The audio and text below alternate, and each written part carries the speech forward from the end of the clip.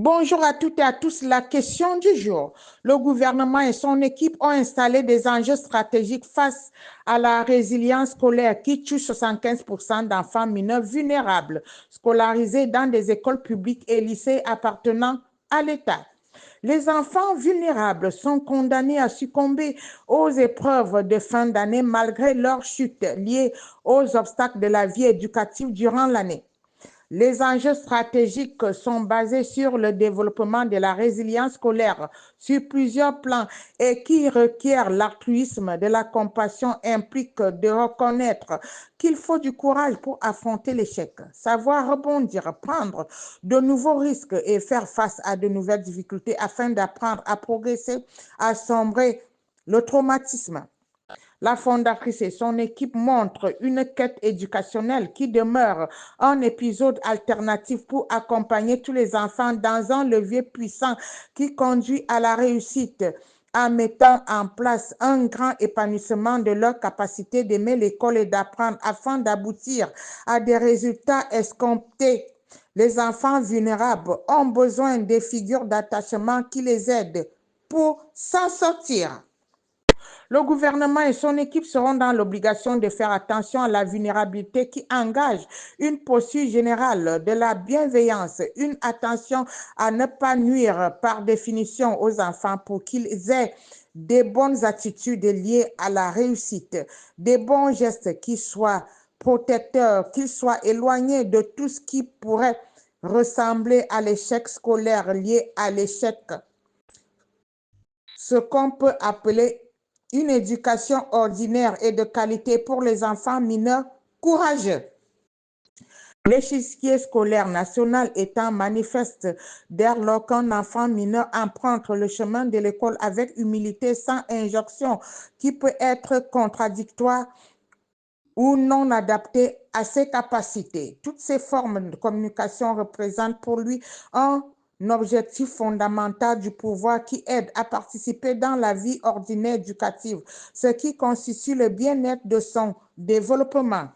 Les enfants vulnérables montrent que la résilience permet de lutter contre l'échec scolaire. L'école exerce un pouvoir de discrimination qui renforce les mécanismes de la reproduction sociale et culturelle.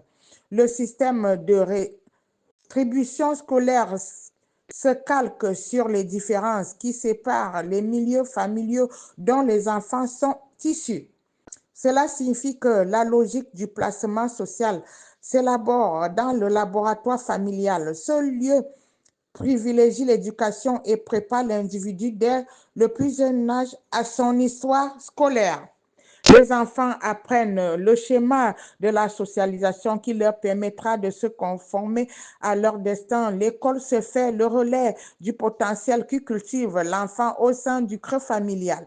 C'est ainsi que l'histoire marque des générations, des familles, au-delà des mutations qui transforment la société, ainsi que ses institutions et ses membres. Le gouvernement et son équipe peuvent réviser cette situation à laquelle il est particulièrement important de mettre en œuvre cette attitude de bienveillance pour accompagner tous les enfants dans une logique éducative pour la réussite et, jeter un regard à leur situation de vulnérabilité. Cette approche perspective doit être examinée dans le contexte emblématique scolaire. Depuis des décennies, chaque enfant mineur vulnérable résiste à s'engager dans l'apprentissage. Il acquiert des résiliences scolaires pour apprendre à comprendre sa situation, à résister pour le besoin de boire, de manger pendant les heures de cours. Il se sent acteur de sa propre histoire. Et au fil des années, il apprend à être autonome, quelles que soient les conditions de vie précaires que l'État lui offre pour les bienfaits de l'école. La résilience scolaire peut être de différentes formes et l'accompagnement doit être indispensable. Ces enfants cherchent à bien fonctionner sur une aisance scolaire qui est mise sur leur capacité en tant que citoyens autonomes et indépendants. Tous ces moments de vie scolaire tournent autour de leur évaluation, bien que ces moments soient pénibles, soit lors des examens ou de l'évaluation diagnostique ou encore lors d'une évaluation somatique qui appelle à une forme de posture qui prend soin de l'enfant pour qu'il soit attentif à ce qu'il vit dans des moments difficiles, des moments délicats, puisqu'il a des examens à faire à chaque trimestre pour préparer l'entrée en classe supérieure. Le gouvernement et son équipe doivent amener l'enfant à rebondir sur ses capacités intellectuelles. C'est une question centrale, importante pour la réussite scolaire, car sa réussite est sur ses capacités et ses difficultés qui sont mises en jeu, ce qu'on retrouve dans le contexte de la résilience.